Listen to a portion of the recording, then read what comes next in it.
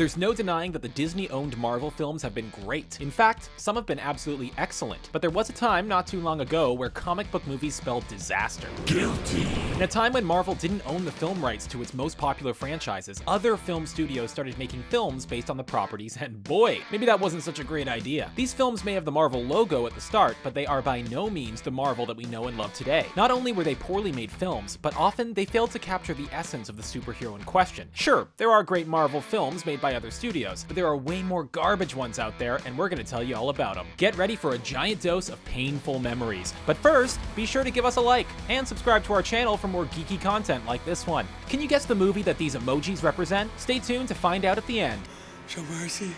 Daredevil. Daredevil might have won fans over with the outstanding Netflix series, but there was a time when Marvel Studios didn't own the rights to the Devil of Hell's Kitchen. Much like X-Men and Fantastic Four, 20th Century Fox owned the rights to Daredevil, and ended up making a film with Ben Affleck in the title role, along with Jennifer Garner, Michael Clark Duncan, Colin Farrell, and Jon Favreau in supporting roles. Sounds good on paper, right? Well, you'd be right. The script that was turned in for Daredevil was actually pretty good, which focused largely on Matt Murdock's inner conflict as he seeks to end the reign of the elusive Kingpin. The final product, though? Oh dear. Are you here to confirm that Daredevil was responsible for this? For such a serious and dark film, some of the dialogue and action pieces were straight up goofy and cringeworthy. Case in point, Matt's interactions with Garner's Elektra. Can we all just try to forget that park scene, which saw Matt stalk a girl he just met and started fighting her? Why? Then there's Colin Farrell's Bullseye, who starts off as a menacing assassin with a flair for throwing sharp objects to become a really weird and awkward jester character. Why is he always rubbing his head? Poor character motivations, dialogue, and acting kept this movie back, and we're glad it's back home at Marvel. If you're so inclined though, a director's cut does exist, and it is a vastly superior version. But since it wasn't the original theatrical cut, many didn't even bother.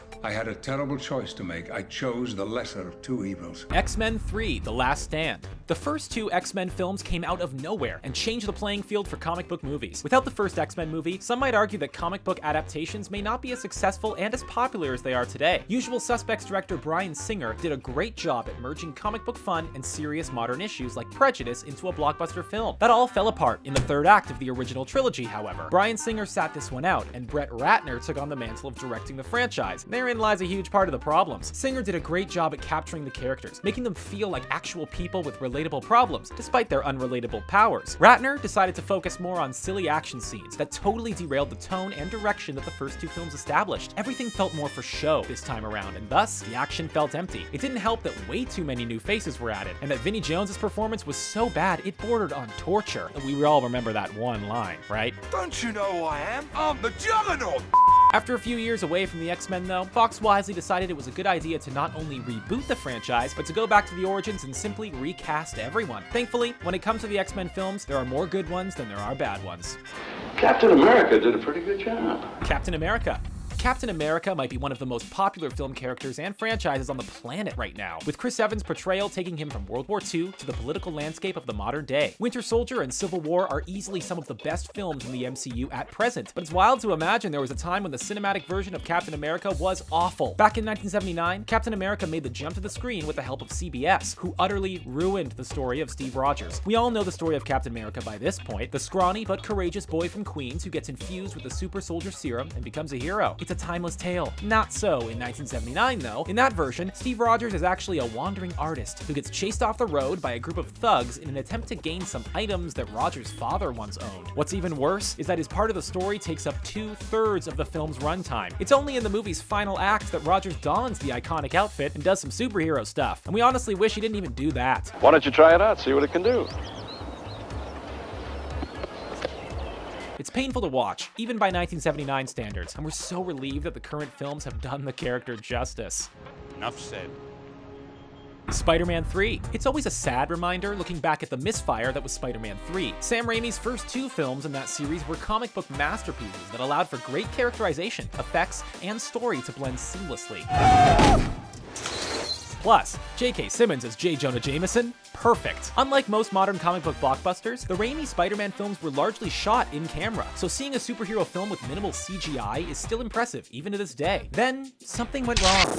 SpiderMan 3 was released. Fans were beyond stoked for this one. The Black Symbiote was making its debut, and Topher Grace was cast as Eddie Brock. Fans couldn't wait to see the legendary clash between Spider-Man and Venom on the big screen. Then, we all saw the movie. The film was a bit of a mess, offering 3 villains for the conclusion, from Venom, kind of, Harry Osborn's Goblin, and Sandman, who was put in the movie solely to retcon Uncle Ben's death and, in turn, Peter Parker's whole character arc. Raimi stated that he didn't even want Venom in the film, but studio interference won that battle, and Venom was included, creating a very crowded movie and a very disjointed one. Things were getting messy, but then the unforgivable happened. Emo Peter Parker. It was bad and unforgettable. Who has been able to wipe the finger-snapping, angsty, and jazz club dancing Parker from their memory yet? We haven't, and doubt we will for the rest of our lives. Elektra. Just when you thought the bad taste left behind from Daredevil was gone, Fox had to go and pour salt in the wounds. Daredevil may have been bad, but its spin-off Elektra was downright terrible. Seriously, who thought it was a good idea to make a spin-off with Jennifer Garner's Elektra as the lead? She was, after all, one of the least interesting aspects of the original film. It's one of those rare instances where the first film didn't get the sequel treatment, but the spin-off brought the brand name down even further into the mud. Not only was the final film boring, with an unimpressive plot, but Garner's performance may have been even worse than it was in Daredevil. Furthermore, the action scenes featured in the film were a mess, using rapid-fire editing to mask the poor stunt work and choreography in the film. Not only does it render the film hard to watch, as we can't tell what's going on, but it just highlights that this film wasn't too sure of itself from the get-go. We think this film would have probably been a great parody film. It's certainly set up to be one, but instead, the film goes full serious, despite its supernatural/kung fu story that makes absolutely no sense. Like Daredevil though, the character was brought back home to Marvel and resurrected in season 2 of the hit Netflix series in a version that fans were able to get behind and cheer for. You'd be a little pissed off too. Howard the Duck. We may have gotten a few chuckles during the after-credits scene in Guardians of the Galaxy 1, but Howard the Duck will go down as one of the worst comic book films of all time, which is crazy to think about when you realize George Lucas and Lucasfilm worked on the film back in 1986, fresh off the success of the Star Wars trilogy and the first 2 Indiana Jones movies. So what does one do after that? Well, Howard the Duck, of course. After the serialized Captain America film, this was the first Marvel film to hit the big screens. Thankfully, it didn't completely ruin comic book adaptations for life. One of the main problems with Howard the Duck is just how inconsistent it is. One second, it's a dark comedy, full of adult jokes. The next, it's a film fit for the whole family. It doesn't help that some of the moments between Howard the Duck and Beverly are downright creepy. She does realize he's a duck, right? Every duck's got his limit.